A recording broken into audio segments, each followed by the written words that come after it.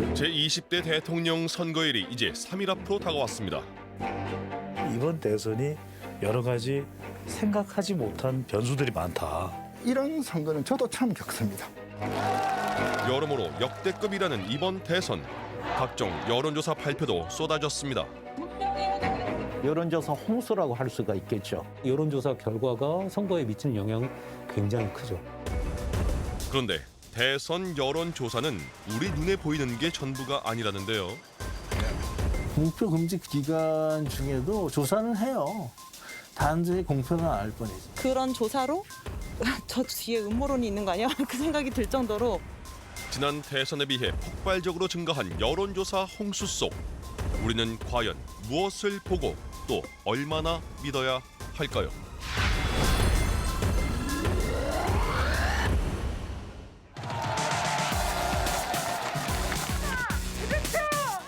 최근 대선 후보들 거리 유세에선 태권도 선수 같은 발차기에 주먹을 힘껏 치켜 올리는 어퍼컷 동작까지 파격적인 볼거리가 연일 화제입니다. 과거 어느 대선 때도 본 적 없는 장면들은 우리가 얼마나 낯선 선거를 치르고 있는지 실감하게 합니다.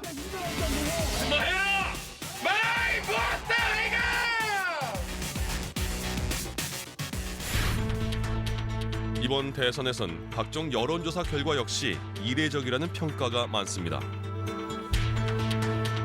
중요한 선거마다 유권자들은 여론조사 결과를 보며 판세를 읽고 후보의 당선 가능성을 점치곤 합니다. 그런데 이번 20대 대선만큼은 여론조사가 별 도움이 못 되고 있습니다.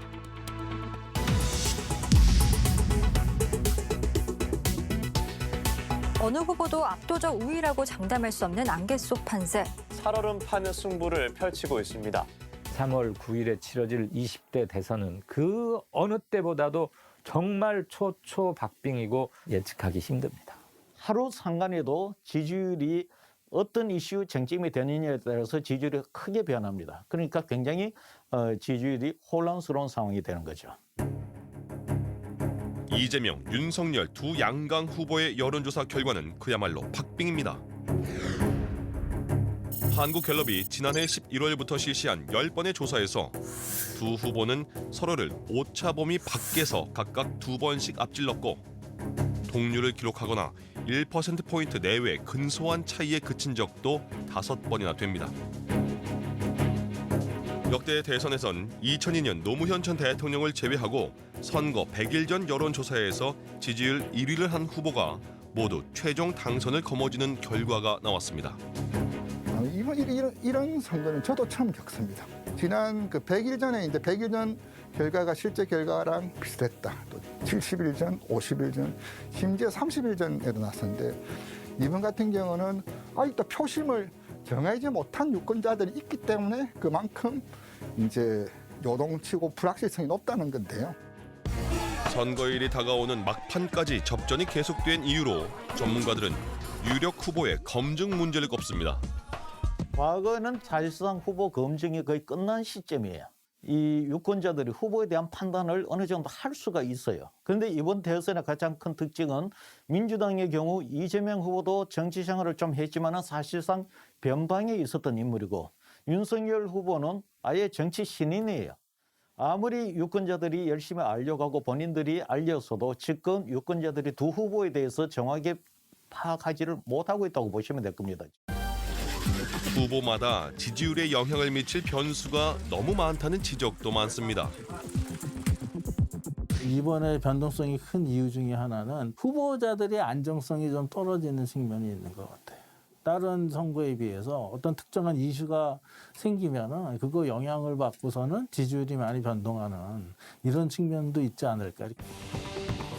저의 부족함으로 생긴 일들에 대해 국민 여러분께 다시 한번 죄송하다는 말씀을 드립니다.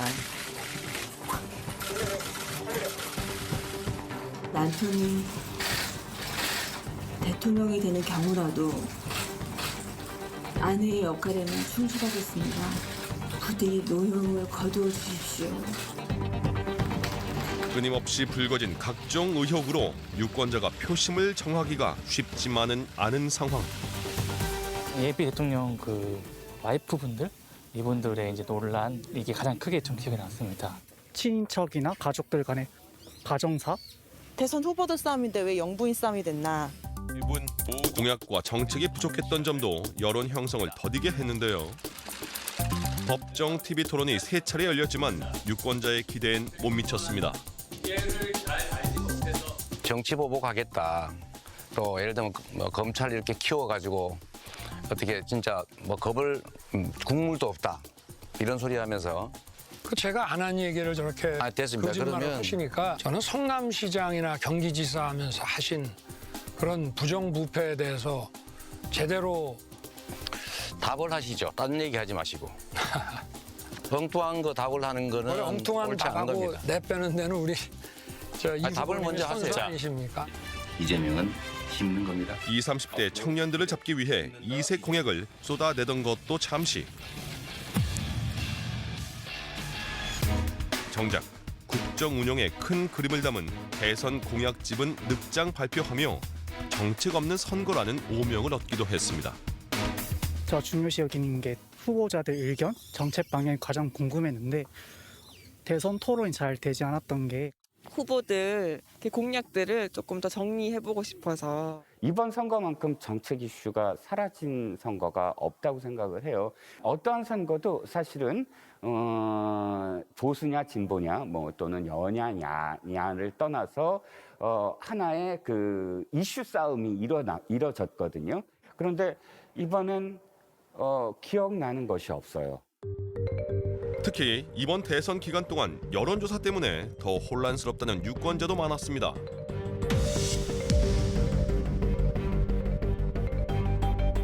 여론조사는 들쑥날쑥해갖고 믿을 수가 없을 것 같아요. 일상에서 느끼는 민심이 여론조사에 제대로 반영이 되는지는 좀 확신이 잘 안 가는 결과인 것 같아요. 왜 이렇게 여론조사마다 다 서로 이렇게 다를까? 좀 그래서 신뢰가 안 가는 부분이 있고요. 심지어 후보도 이런 말을 했을 정도입니다. 여론조사 결과도 양측으로 막 널뛰기를 하고 있기 때문에 저도 좀 잘 이해가 안 됩니다. 현재 중앙선거 여론조사 심의위원회에 등록된 여론조사 업체는 80곳이 넘습니다. 이런 여론조사 업체로부터 매일 새롭게 쏟아지는 여론조사 결과를 유권자가 보고 있는데요. 제가 대선 여론조사를 시작한 게 92년도부터 조사를 했는데 대선 여론조사 기간 동안 이 짧은 기간 동안에 이렇게 많은 여론조사가 쏟아지는 거는 처음 봅니다. 지금 윤석열 후보가 마지막으로 아마 후보가 확정이 됐는 것 같는데 그 이후에 약 300여 개의 여론조사가 발표가 되었습니다. 문제는 조사마다 결과가 소위 널뛰듯 한다는 데 있습니다. 같은 날 나온 여론조사인데 지지율 1위 후보가 아예 다른 경우도 있었습니다. 공식 선거운동 기간이었던 지난달 20일 각기 다른 여론조사 업체 3곳에서 발표한 지지율 여론조사 결과입니다. 이재명 후보가 1.5%포인트 오차 범위 내에서 높게 나온 것도 있고 반대로 윤석열 후보가 오차 범위 밖 6.9%포인트나 앞선 것도 있습니다. 유권자는 어느 쪽을 믿어야 할지 헷갈릴 수밖에 없습니다. 그런 조사로 저 뒤에 음모론이 있는 거 아니야? 그 생각이 들 정도로 조작된 부분이 있나? 이런 생각이 들 때도 있고 여론조사가 어떤 식으로 이루어졌는지가 조금 궁금하기는 하고 근데 결과만 나오는 거니까.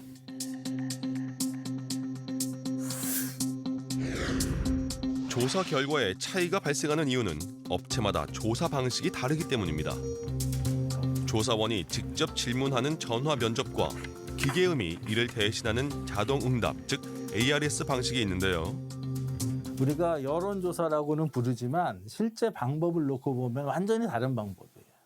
그렇기 때문에 사실은 거기서 얻어지는 어떤 지지율도 상당히 다르죠. 전화 면접 조사하고 ARS 조사를 섞어서 보지 않는 게 바람직해요. 자동응답 방식은 전체 응답률이 낮지만 정치에 관심이 많은 지지층의 참여가 높고 전화 면접은 응답을 거절하는 이가 적은 대신 정치에 무관심한 사람도 조사에 응할 확률이 높습니다. 때문에 조사 방식에 따라 후보들의 유불리도 다를 수 있습니다. ARS 조사에서는 7%, 8% 격차를 가질 것 같고 예. 면접 조사에서는 거의 대등한 수준이 나올 것 같다. 한편 조사 대상이 적어 여론조사를 신뢰하지 못한다는 유권자도 있습니다. 아주 많은 사람을 상대로 한 것도 아니고 한 2,000명 이런 식으로 해서 하는 거라서. 대통령 선거의 경우 여론조사 표본수는 1,000명으로 중앙선거 여론조사 심의위원회가 정해놓고 있는데 외국도 규모는 비슷합니다.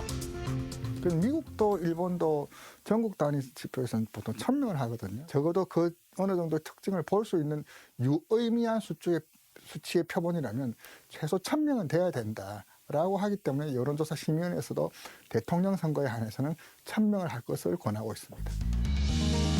표본의 숫자보다 중요한 건 전체 유권자의 객관적인 목소리를 들을 수 있는 전화번호 선정 방법입니다. 업체들은 두 가지 방법으로 전화번호를 얻고 있는데요. 컴퓨터가 임의로 추출한 번호에 무작위로 전화를 거는 방법은 고령층이 많이 쓰는 알뜰폰까지 대상자에 포함하는 특징이 있고, 가상의 안심번호는 이동통신사가 성별과 나이, 지역 등을 고려해 제공하는 자료입니다.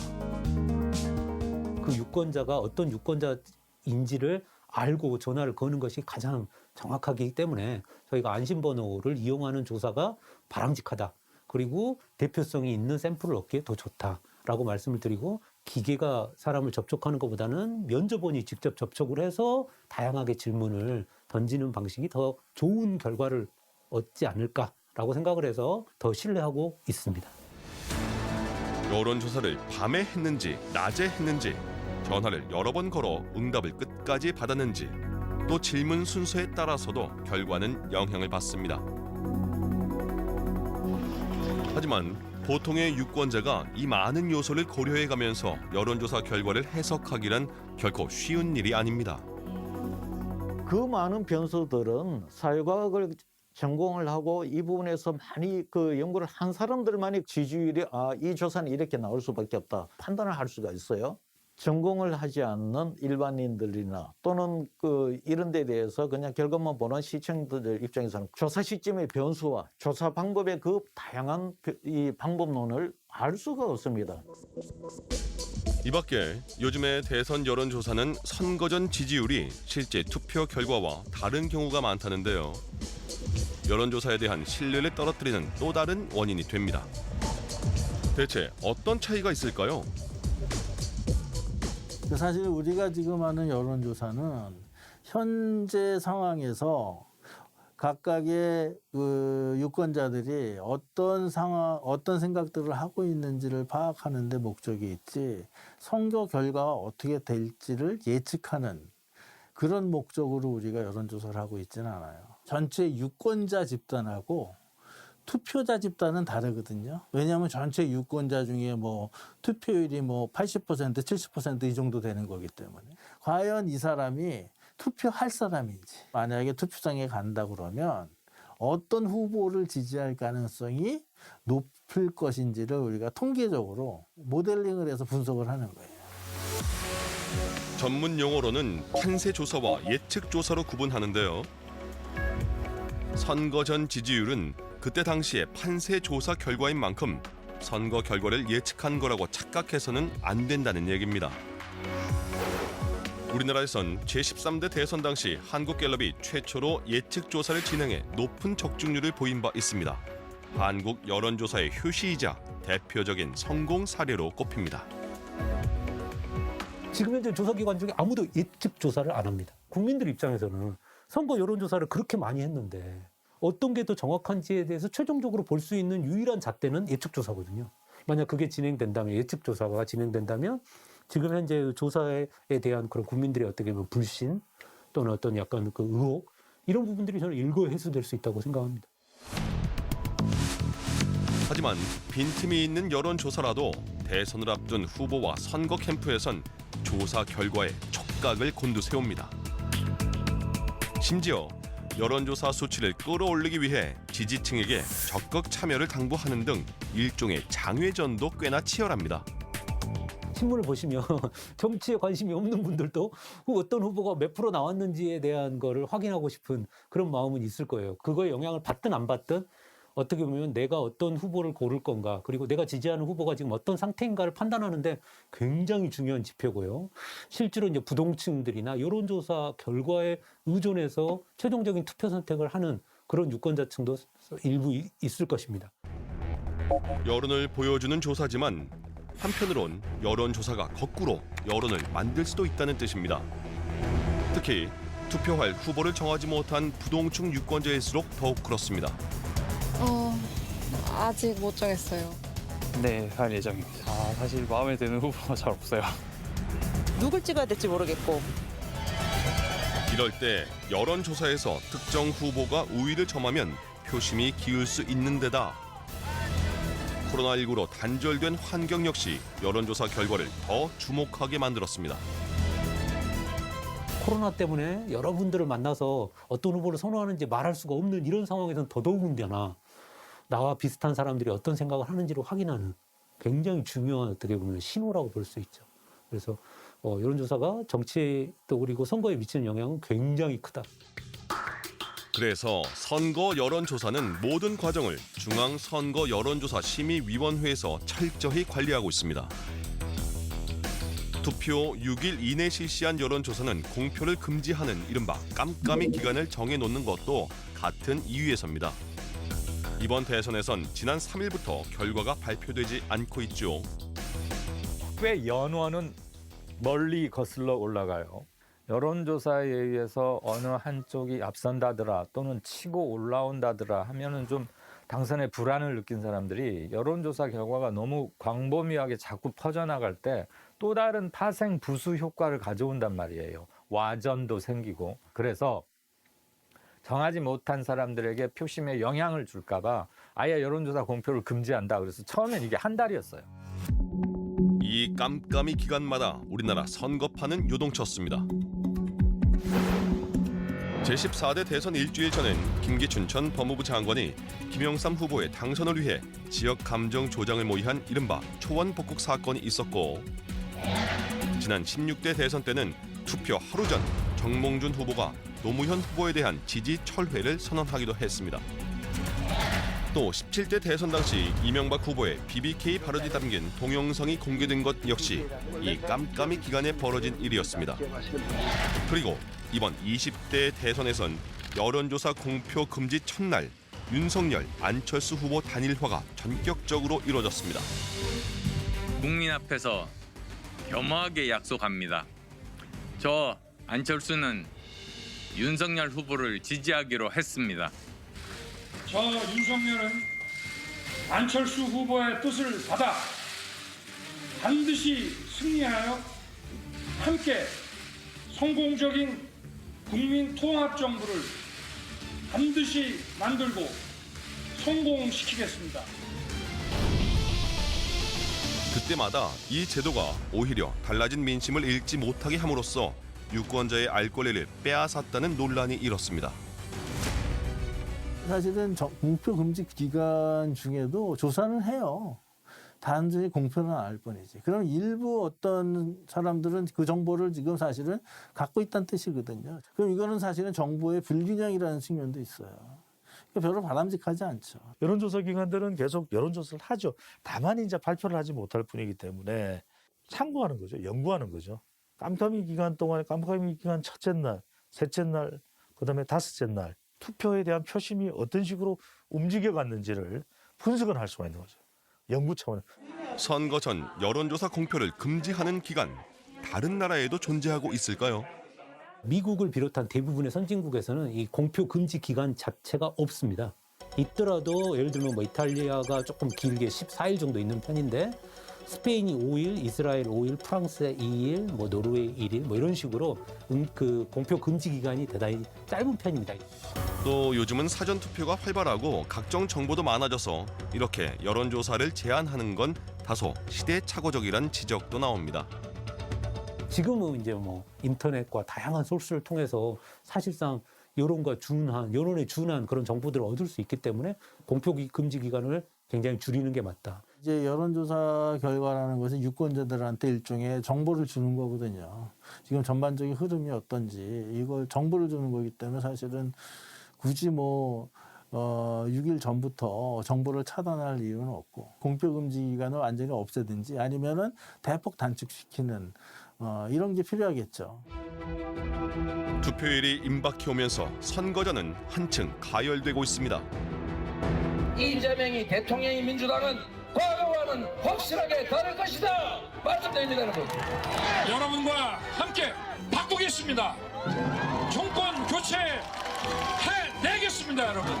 사표는 없습니다, 여러분. 심상정한테 주시는 그 한 표가 생표입니다. 남은 기간 어떤 새로운 변수가 등장할지 누구도 알 수 없지만 유권자는 이제 그동안의 여론조사 추이와 각자의 소신을 바탕으로 소중한 한 표를 위한 표심을 정리할 때입니다. 어느 선거구 간에 후보를 마지막 결정할 때는 주변의 사람이 어떻게 판단하든 그거하고 상관없이 자기 스스로 생각할 때 가장 정책적으로 옳다고 생각하고 국가나 사회를 제대로 이끌어갈 후보를 좀 차분하게. 아울러 선거 때마다 쏟아지는 여론조사 결과를 보다 현명하게 해석하고 활용하는 방법도 함께 고민해야 할 텐데요. 전형적으로 여론조사의 폐단과 관련한 것이 이 경마식 보도. 즉 이제 왜 그 후보를 지지하고 그 후보를 지지하는 이유는 무엇인가, 또 그 후보의 어떤 장단점, 내용, 정책에 대해서 해설 없이 결국 누가 앞선다, 뒤선다, 1이다, 2다, 리스크에 대한 어떤 호기심 위주의 그런 조사, 또 그런 것을 의뢰하는 언론, 발표하는 언론, 사실 이것은 좀 개선돼야 될 점이라고 좀 말씀드립니다. 선거 때 사람들이 관심이 많기 때문에 여론조사에 관심을 많이 갖지만 사실은 더 중요한 건 어떤 정부 정책을 수립을 하거나 그다음에 평가를 할 때 사실은 여론조사가 사실은 굉장히 의미 있게 활용이 될 수가 있거든요. 그런데 그런 측면에 대해서는 지금 너무 좀 무시하고 있는 그런 상황인 거죠. 여론조사가 단순히 선거 결과를 예측하는 숫자가 아니라 민심의 지표라는 걸 잊어서는 안 되겠습니다. 민주주의 사회에서 여론조사라는 것은 굉장히 중요한 겁니다. 소위 말해 상향식 의견이 전달이 되는 것이 아니겠어요. 선거에서는 대표자를 뽑는 하나의 어떤 그 상향식 그 민심이 드러나는 게 여론조사입니다. 결국 승자는 누가 되느냐? 이 국민들의 유권자들의 민심을 상향적으로 수용하는 진영이 이기게 될 겁니다. 정치인들이 애초부터 좋은 뜻을 가지고 정치에 나오기도 하지만 국민들의 그런 계속 견제가 없다면 또 정치인들이 또 언제 또 이탈할 수가 있기 때문에 이 여론이라는 게 그것들을 붙잡는 굉장히 중요한 거다. 여론조사가 없는 민주주의는 여론은 존재할 수 있지만 정치인들이 그걸 마음대로 호도할 수 있다는 거죠. 여론이 나를 지지한다라고 여론조사 하지 않고 독재자들은 말할 수 있겠죠. 그래서 저는 여론조사 없는 민주주의는 상상할 수 없다. 굉장히 중요하다라고 생각합니다. 앞으로 대한민국과 국민의 5년을 좌우할 제20대 대통령 선거. 단 한 사람을 뽑기 위해 4,400만 유권자가 고민을 거듭해온 만큼 마지막까지 정책과 공약을 꼼꼼히 따져야 할 때 오는 3월 9일 모두 소중한 한 표 행사하시길 바랍니다.